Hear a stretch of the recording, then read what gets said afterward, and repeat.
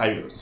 ఈ వీడియోకి main intention, దయచేసి మీ పిల్లల్ని ఒంటరిగా ఎక్కడ వదిలిపెట్టండి.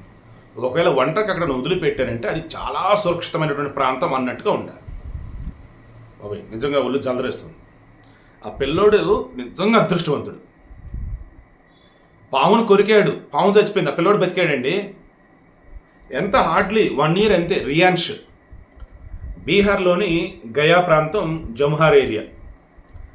పిల్లోడు ఆడుకుంటూ ఉన్నాడు. ఇంతలో పాము పిల్లది, పాము పెద్ద పాము, పాము పిల్ల ఎటు నుంచి వచ్చింది. దాన్ని ఏదో ఆటను బొమ్మ అనుకుని దాన్ని తీసుకొని నోటి కొరికాడు ఇట్లా. దెన్ ఆ పాము చనిపోయింది. అంటే కొరికాడు, ఈలోపు వాళ్ళ అమ్మ చూసింది ఎట్లాను. ఊరే నాయన, ఏం పాముని చేతిలో చెట్టు కొట్టింది. తీరా చూస్తే అప్పటికే ఆ పాము ఆ కొరికిన దెబ్బకి స్పాట్లో చనిపోయింది. ఇక ఇమీడియట్గా ఆసుపత్రికి తీసుకెళ్ళింది. ఆ పాముని పిల్లని ఇద్దరిని తీసుకెళ్ళారు. వాళ్ళు చూసి పాము అయితే చచ్చిపోయిందమ్మా, పిల్లోడిని అని చెప్పి మొత్తం టెస్ట్ చేసి ఏ ప్రాబ్లం ఏం లేదమ్మా, అంత బాగానే ఉందామన్నారు. నేను అనుకోవటం యాంటీవెనమ్ ఇంజెక్షన్ అయితే ఇచ్చి ఉండొచ్చు అనుకుంటున్నా. సో ఈ వీడియోకి మినిట్స్ మీకు అర్థమైంది కదా. పామును కొరికి పిల్లోడు బతికాడు అంటే నిజంగా అదృష్టం.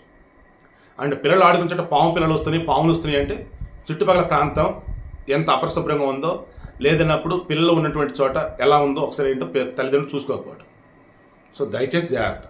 ఈ ఒక్క మాట చూడడం కోసం ఈ వీడియో చూస్తున్నాను.